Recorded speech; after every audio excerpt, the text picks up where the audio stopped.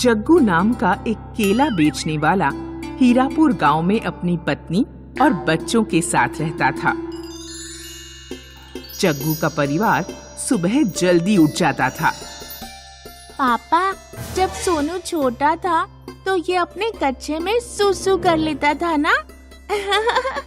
तभी मम्मी इसके डंडे पेलती थी। तू भी तो जब छोटी थी तो तेरी नाक बहती रहती थी, इसीलिए मम्मी तेरी नाक में चिमटा लगा दिया करती थी ताकि तेरी नाक बाहर ना आ जाए।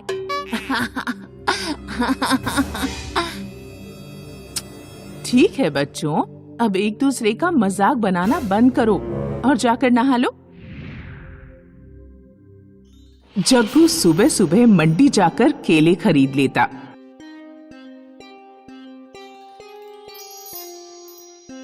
फिर वह अपना ठेला सेंट्रल पार्क के गेट पर खड़ा कर लेता। आइए मैडम, बहन जी, बाबूजी, बढ़िया ताजे मीठे केले खाइए। आइए मैडम, बहन जी, बाबूजी, बढ़िया ताजे मीठे केले खाइए, मात्र 40 रुपए दर्जन। जग्गू के केले बिक तो जाते थे, लेकिन उसकी कमाई बहुत कम थी। हमारे दोनों बच्चे बड़े हो रहे हैं, इतने कम कमाई में घर का खर्चा चलाना बहुत मुश्किल हो रहा है। तो मैं क्या करूं? मैं तो हमारी शादी के पहले से ये काम करता आ रहा हूं। मेरे पापा भी केले बेचा करते थे। आप केले ही बेचिए, लेकिन केले मंडी से मत खरीदिए। मंडी से केले खरीद कर बेचने में आपको ज्यादा लाभ नहीं हो पाता। तो कहां से खरीदूं? कहीं से मत खरीदो, अपने केले खुद उगाओ। मेरे गहने बेच दो और एक छोटा सा खेत खरीद कर उसमें केले के पेड़ के बीज बो दो। इस तरह जब हम खुद के खेत से उगे केले बेचेंगे तो हमें बहुत फायदा होगा। जग्गू अपनी पत्नी के गहने बेचकर एक खेत खरीदता है और उसमें केले के पेड़ उगाता है। कुछ दिनों बाद केले के पेड़ बड़े बड़े हो गए और उन पर केले आने लगे। जग्गू अब अपने खेत के उगे केले सीधे ले जाकर बेचता। उसे खूब प्रॉफिट होने लगा। उसने एक नया घर खरीद लिया और अपने बच्चों का एडमिशन एक अच्छे स्कूल में करा दिया। बच्चों, जल्दी सो जाओ, कल हम सर्कस घूमने चलेंगे। उस रात भयानक तूफान आता है और गांव में कुछ लोगों के मकान तक गिर जाते हैं। कहीं तूफान ने हमारे केले के पेड़ों को नुकसान ना पहुंचाया हो। अगले दिन जब तूफान शांत हो गया तो जग्गू अपने खेत पर गया। वही हुआ जिसका उसे डर था। तूफान में सारे केले के पेड़ उखड़ गए थे। अरे ये क्या हो गया? मेरी सारी मेहनत बेकार चली गई। अब मैं क्या बेचूंगा, क्या खाऊंगा, अपने बच्चों की फीस कैसे जमा करूंगा? तभी जग्गू ने देखा खेत के किनारे पर एक पेड़ बच गया है। ये छोटा पेड़ तूफान में बच गया, लेकिन पता नहीं इसके केले अभी पके होंगे या नहीं। जग्गू पेड़ से एक केला तोड़कर उसका छिलका छीलता है। वह देखता है कि अंदर सोने का केला है। क्या मैं सपना देख रहा हूँ? ऊपर से तो ये केला एकदम साधारण केला दिख रहा है और अंदर इसमें सोना है। जग्गू दौड़ता हुआ अपने घर जाता है और अपनी पत्नी को बुला कर लाता है। उसकी पत्नी भी एक केला छील कर देखती है। उस केले में भी अंदर सोना निकलता है। लगता है इस पेड़ के केलों के अंदर सोना भरा हुआ है। सोना देने वाला केले का पेड़ पाकर जग्गू और उसकी पत्नी बहुत खुश हुए। उन्होंने कुछ सोना बेचकर केले के पेड़ों के बीज खरीदे और दोबारा अपने खेत में केले के पेड़ उगाए। तूफान में जिन लोगों के घर गिर गए थे, जग्गू ने उन्हें एक एक सोने का केला देकर उनकी मदद की। गांव में राघव नाम का एक सुनार रहता था। जब उसे पता लगा कि जग्गू के पास एक ऐसा पेड़ है जिसके केलों के अंदर सोना निकलता है, तो उसका मूड खराब हो गया। मैं इस गांव का सुनार हूँ, वो पेड़ मुझे मिलना चाहिए था। उस जग्गू गरीब को ये पेड़ कैसे मिल गया? ये तो वही बात हो गई कि लंगूर को अंगूर मिल जाए, शेर की जगह जंगल में होती है। ऐसे ही उस सोने के केले देने वाले पेड़ की जगह मेरे घर में है। एक दिन जब जग्गू खेत पर जा रहा था तो राघव उसके पीछे पीछे लग गया। राघव ने देख लिया कि खेत में सबसे किनारे पर जो पेड़ है उसी के केलों के अंदर सोना निकलता है। उस रात जब पूरा गांव सो गया तो राघव वह पूरा पेड़ उखाड़कर अपने घर ले गया। उसने वह पेड़ अपने घर में गाड़ दिया। अब मैं इस दुनिया का सबसे अमीर आदमी बनूंगा। राघव पेड़ से एक केला तोड़कर उसका छिलका हटाता है, लेकिन केले के अंदर सोने की जगह साधारण केला निकलता है। ये कैसे हो सकता है? मैं तो बिल्कुल सही पेड़ उठाकर लाया हूँ। राघव दूसरा केला तोड़ता है और उसका छिलका हटाता है। उसमें भी सोना नहीं मिलता। ये कैसे हो सकता है? राघव एक एक करके पेड़ के सभी केलों के छिलके उतार कर फेंकता रहा, लेकिन उसे किसी भी केले में सोना नहीं मिला।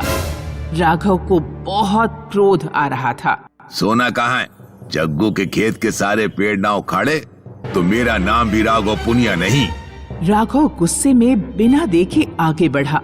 उसे ध्यान नहीं था कि उसने केले के छिलके जमीन पर फेंक रखे हैं। एक केले के छिलके पर उसका पैर पड़ जाता है और वह सिर के बल गिर पड़ता है। राघव का सिर फूट जाता है। अरे मर गया रे, कोई बचाओ! अरे मर गया रे, कोई बचाओ! दोस्तों, इस कहानी से हम सीखते हैं कि दूसरों का बुरा करने के चक्कर में लोग अपने साथ ही बुरा कर बैठते हैं। सदन और मदन का मेरे अलावा इस दुनिया में कोई नहीं है। दोनों बहुत ही मेहनती और ईमानदार हैं।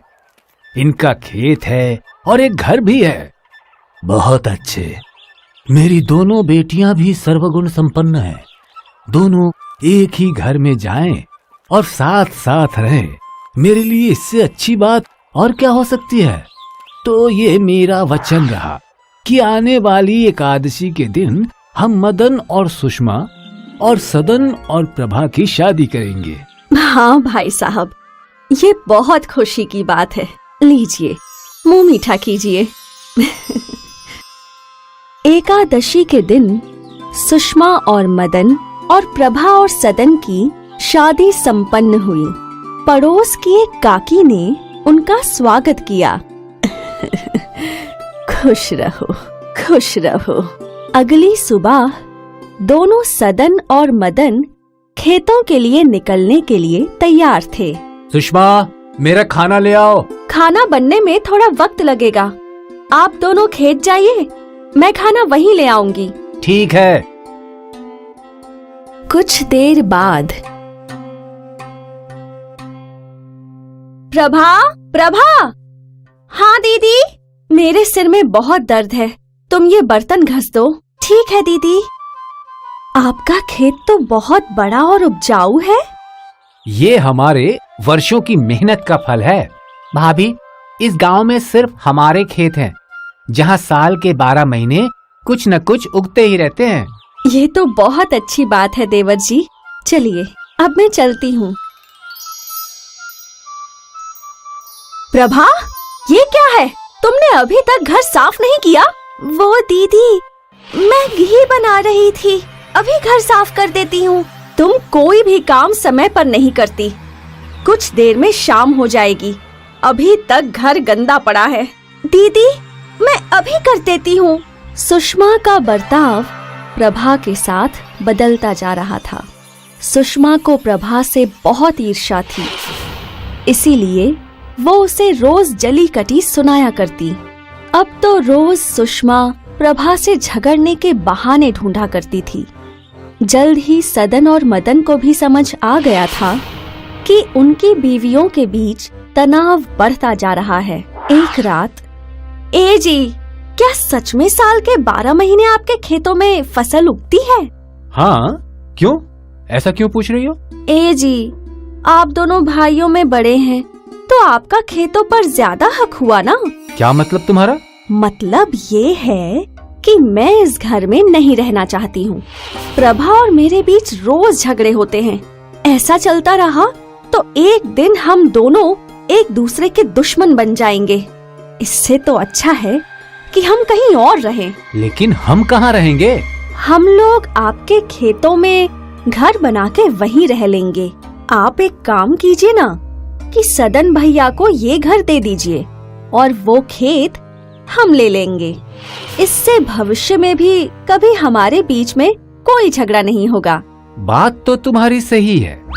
कल इस बारे में मैं सदन से बात करता हूँ। भाई सदन, तुमने हमेशा मेरी बात मानी है। हाँ भैया, आप बड़े हैं तो आपकी बातों को मानना मेरा फर्ज है। आज मैं तुम्हें अपना एक फैसला सुनाने वाला हूँ। जी भैया। ये खेत और घर हम दोनों का है, लेकिन अब हमें बंटवारा करना होगा। ये खेत मैं अपने हिस्से में लूंगा और घर तुम रखो। लेकिन भैया, क्या हम सब साथ नहीं रह सकते जैसे आज तक रहते आए हैं? तुम तो जानते ही हो कि सुषमा और प्रभा रोज किसी न किसी बात को लेकर झगड़ते रहती हैं। इससे तो अच्छा है कि हम बंटवारा कर लें और अलग हो जाए, और भविष्य में हम दोनों में कोई झगड़ा ना हो। इसके लिए ये बहुत जरूरी है कि हम आपसी सहमति से बंटवारा कर लें। ठीक है भैया, जो आपको ठीक लगे। पता नहीं भैया ने ऐसा निर्णय क्यों लिया है। जो भी हो, हमें उनकी आज्ञा का पालन करना चाहिए। शायद दीदी को अलग रहने में ही सुख मिले। हो सकता है, लेकिन अब हमारा गुजारा कैसे होगा? खेत तो भैया के हिस्से में आ गए। आप घर के बाहर जो थोड़ी जगह है वहाँ सब्जियाँ उगा लेना और मैं टोकरी बना के बेचा करूँगी। इससे हमारा गुजारा हो ही जाएगा। ठीक है, जैसी भगवान की इच्छा। और फिर सदन ने घर के बाहर ही सब्जियों के बीज बो दिए और प्रभा भी टोकरियां बेचने लगी। एक महीने बाद एक जख्मी चिड़िया उड़ते हुए आई। अरे रे रे रे रे, इसके तो पाँव में चोट लगी है। प्रभा, प्रभा, हाँ जी। थोड़ी हल्दी का लेप ले आओ। ये पक्षी घायल है, इसके पैरों पे पट्टी करनी पड़ेगी। अब बहुत जल्द तुम ठीक हो जाओगे नन्हे दोस्त, और फिर से उड़ पाओगे। अब कुछ देर यहीं आराम करो। कुछ समय बाद वो पक्षी उड़ गया। प्रभा, प्रभा, प्रभा, ये देखो, हमारा नन्हा दोस्त हमारे लिए कुछ लाया है। ये देखो क्या है। अरे वाह, ये तो कद्दू के बीज हैं। आप इन्हें बगीचे में बो दीजिए। हाँ हाँ, ठीक है। अगले दिन जैसे ही सदन बगीचे में पहुंचा, वो कद्दुओं को देखकर चौंक गया। प्रभा, प्रभा, क्या हुआ जी? आप इतना क्यों चिल्ला रहे हैं? अरे ये क्या, एक दिन में कद्दू उग गए और बड़े भी हो गए। ये जरूर कोई चमत्कारी कद्दू है। लगता है उस पंछी ने जादुई बीज लाए थे। हाँ, और आज तो मैं कद्दू की सब्जी खाऊंगा। चलो इन्हें अंदर ले चलते हैं। सदन और प्रभा कद्दू घर के भीतर ले गए और फिर जैसे ही सदन ने कद्दू काटा, अरे रे, इतना सारा सोना! अपने पूरे जीवन में पहली बार मैंने इतना सारा सोना देखा है। मैंने भी। आप दूसरा काटिए। सभी कद्दुओं में उन्हें सोना ही मिला। अब जब मदन उनसे मिलने आया तो दोनों ने पूरा किस्सा उन्हें बताया। अच्छा, तो ये बात है। अच्छा है, मैं तुम दोनों के लिए बहुत खुश हूँ। मदन घर आया और उसने ये सब सुषमा को बताया। अच्छा, तो इसीलिए वो इतने अमीर हो गए। अच्छा है ना? सुषमा के खुराफाती दिमाग में फिर से लालच का बीज उगने लगा। आप एक काम कीजिए, उस चिड़िया को पकड़कर उसकी टांग तोड़ दीजिए और फिर मैं भी उसकी मदद करूंगी। इससे हम भी अमीर हो जाएंगे। क्या ऐसा करना ठीक रहेगा? मैं कोशिश करता हूँ। मदन ने उस चिड़िया को दबोच लिया और उसकी टांग तोड़ दी और फिर सुषमा ने उस पर पट्टी की। पंछी फिर उड़ गया और अगले दिन उस पंछी ने उन्हें एक बक्सा दे दिया। इसमें भी कद्दू के बीज ही थे। उन्होंने कद्दू बोए और एक ही दिन में वो उग गए। अगले दिन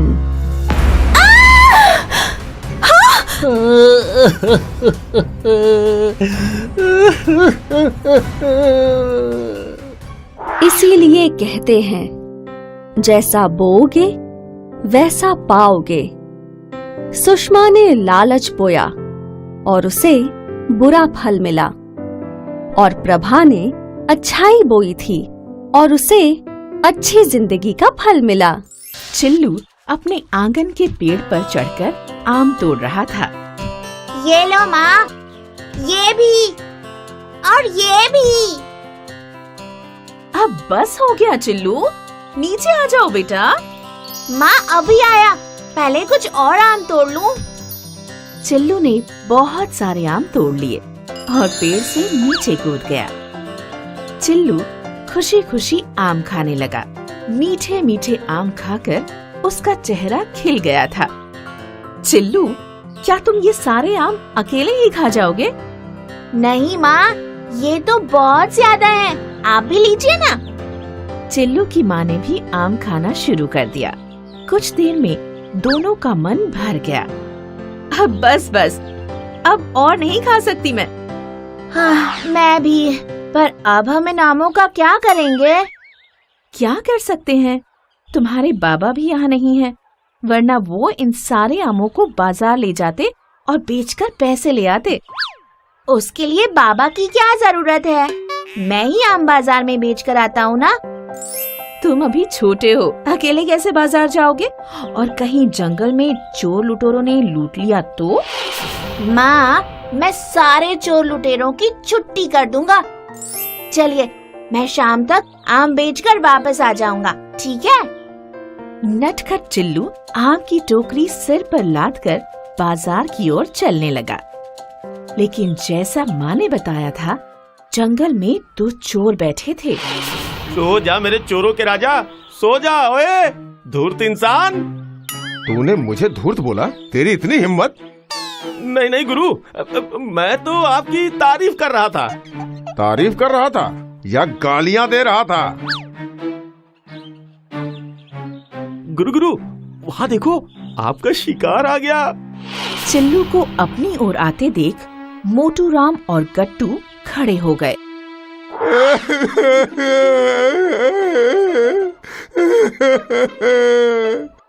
हाय, अब मैं क्या करूं? मेरी बीवी बच्चे 1 हफ्ते से भूखे हैं। अरे हाय,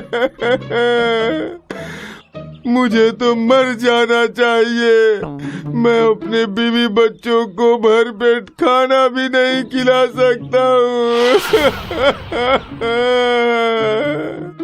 अरे गुरु, तुम फिक्र मत करो, ऊपर वाला किसी न किसी को तुम्हारी मदद करने के लिए जरूर भेजेगा। क्या मैं आपकी कोई मदद कर सकता हूँ?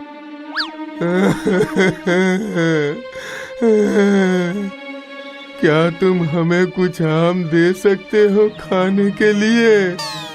चिल्लू चतुर था, उसने सोच विचार किया।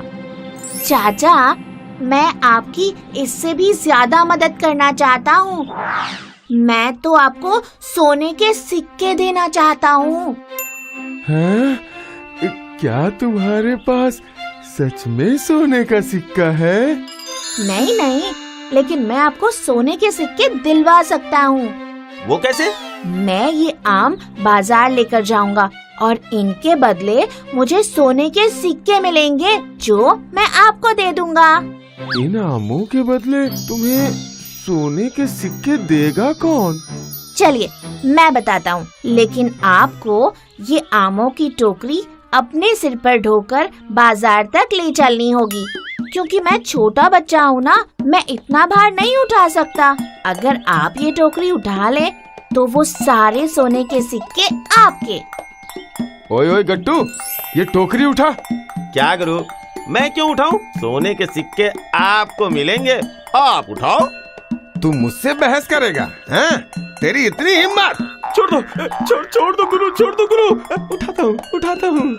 गट्टू ने टोकरी सिर पर उठा ली और वो लोग बाजार की ओर चलने लगे। बाजार पहुंचकर तीनों एक जगह पर बैठ गए। आम आम आम जादुई आम, आम जादुई आम, जादुई आम। जो भी दाम दोगे इसके लिए कम ही है। जादुई आम, जादुई आम, आम ले लो आम। चिल्लू की आवाज एक पंडित के कानों पर पड़ी। आइए आइए महाराज, जादुई आम ले लीजिए। अरे इन आमों में क्या जादू हो सकता है? ये तो मामूली आम है। तुम्हें तो ये मुझे दान में दे देना चाहिए। महाराज, अगर मैं ये आम आपको दान में दे सकता तो जरूर दे देता, लेकिन इन जादुई आमों का एक रहस्य है। ये आम का पेड़ अचानक ही एक दिन उग गया था और इसमें इतने सारे आम भी आ गए। और महाराज, आपको पता है कि मैंने ये आम 2 हफ्ते पहले तोड़े थे, लेकिन अभी तक ये एकदम ताजे हैं। मैं तो इन आमों को राजा के पास ले जाकर अच्छा इनाम पाना चाहता था, लेकिन मैं एक छोटा बच्चा हूँ ना, राजा तक कैसे पहुँचूंगा? इसलिए यही बेच रहा हूँ। क्यों न मैं ये आम खरीद के राजा से इनके बदले बड़ा इनाम ले लूं? क्या दाम है इनका? पूरी टोकरी का 30 सोने के सिक्के। ये तो बहुत ज्यादा है, लेकिन राजा का इनाम भी तो बहुत बड़ा होगा। ठीक है, दे दो। मोटूराम और गट्टू चिल्लू की चतुराई देखकर दंग रह गए। फिर वो तीनों सोने के सिक्के बांटने लगे। 10 मेरे, 10 गट्टू के और 10 तुम्हारे बच्चे। नहीं नहीं, मुझे सिक्के नहीं चाहिए। मैं तो अपने सिक्के उसे दूंगा जो सबसे ज्यादा शक्तिशाली हो। लाओ फिर मुझे दो। गुरु, मैं तुमसे ज्यादा ताकतवर हूँ। अच्छा, तो ये ले। दोनों चोर एक दूसरे से लड़ने लगे और चतुर चिल्लू सारे सोने के सिक्के लेकर लंपट हो गया।